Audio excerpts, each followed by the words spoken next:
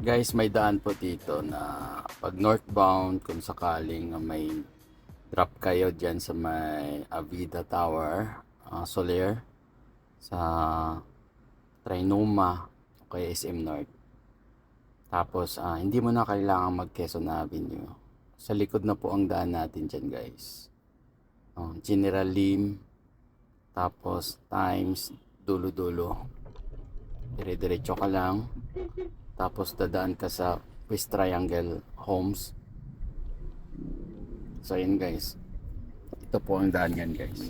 Sa mga walang sa mga hindi po alam alam ko marami na namang mapipwisit dito eh. So ayan, dire-diretsuhin mo lang yan. Sa likod yan, General Lim po itong street na binagtas natin ngayon.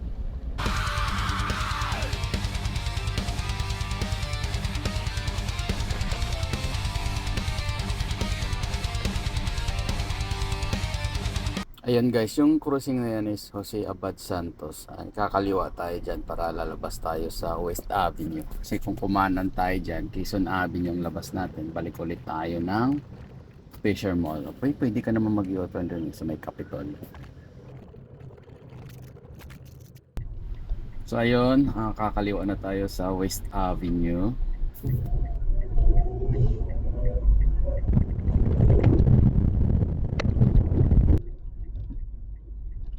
Pagkatapos kakanan ka dyan sa Times, dire-diretsuhin mo lang yan. Yung iba kasi may subdivision kasi dyan West Triangle Homes, na hindi nila alam na pumapayag na nagpapasok sila.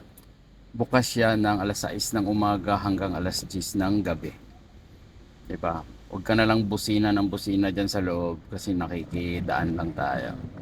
Maging tayo respetado dyan sa loob.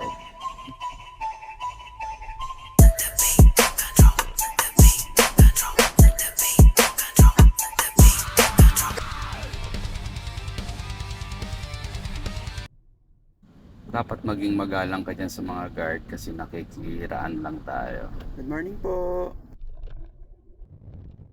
So ayun, dire-diretsuhin nyo lang hanggang dulo. Nagkakaroon lang siya ng bottleneck kapag nandun na kayo sa dulo, yung mag-crossing na yung EDSA. Sa ilalim na kayo ng tulay ng flyover ng Quezon Avenue. So ayun, dire-diretso. Malaking tulong kasi yan guys, lalo na pag rush hour. Sobrang napakabilis ng daan dito.